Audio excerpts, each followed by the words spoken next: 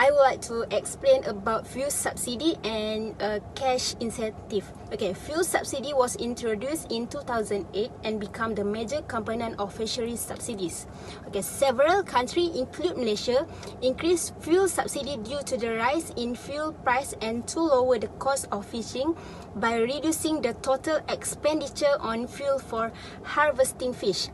However, the decision to provide a fuel subsidy is mostly influenced by political and social conditions. Recipients for the fuel subsidy were mainly small-scale traditional fishermen. Generally, fuel subsidy are viewed as a bad subsidy because this subsidy contribute to overfishing and capacity enhancement in the fisheries sector. Cash incentives are given to fishers based on the fishing zone operated by the fishers. In 2017, a total of Rm 6.78 million were given to fishers as cash incentive.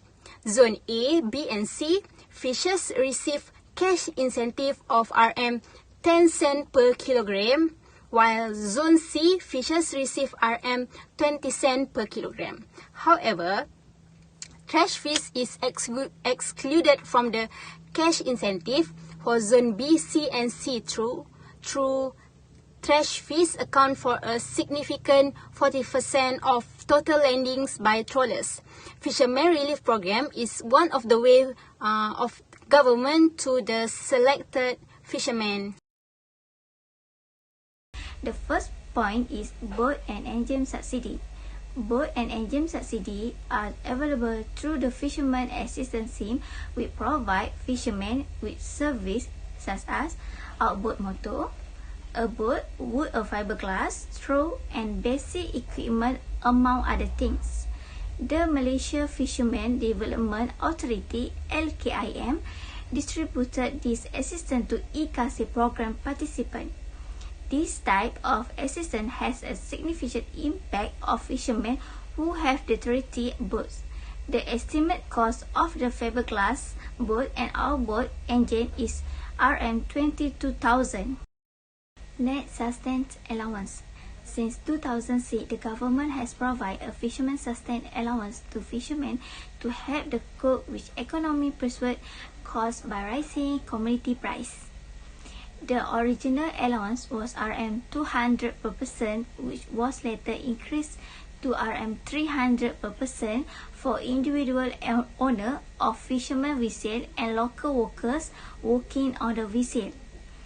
For the first payment, a total of Rm 100 from the allowance has been deducted for the purpose of life insurance payment. Method of payment of fishermen living allowance is made through their bank account such as Agro Bank, BSN, CIMB, Malaysian Banking Berhad, and through cash. Artificial program are man-made hard substrate installed on a sea floor on purpose or by accidentally in order to attract coral, sponge, algae and other reef-building organisms, as well as to increase the quantity of fishing resources. This program have a lot of objectives, but one of them is to serve as the catalyst for the recovery of coastal fishery resources and consequently improving the environment. Before installing artificial reef, they need to choose the material. It should be durable, long-lasting, cheap, and easy to handle and transport. Lastly, it should be not leach out any hazardous chemical to the sea water. Used tire were being deployed as artificial reef and the first tire reef at Pulau Telur, Kedah. They also need to choose a suitable location that make this program successful, like away from shipping road and the depth from 50 to 25 meter. Various types, size and design of objects have been installed on the seabed since 1987.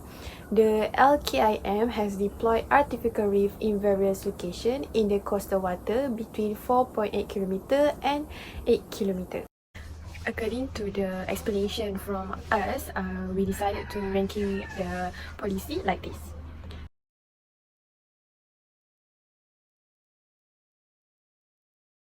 My name is Nur Anshazani binti Abdul Rashid, metric number S55216.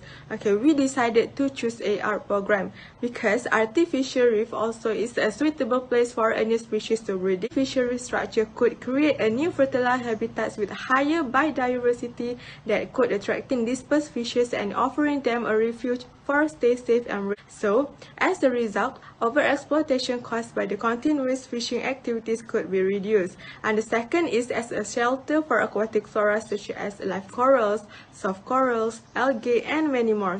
This aquatic plant may have a greater effects on water quality and make the water clean. More, as a coastal protections from erosions, and similarly to a breakwater. It can increase the wave height at breakpoint and they can influence the breaker type and promote a progressively breaking a rideable wave.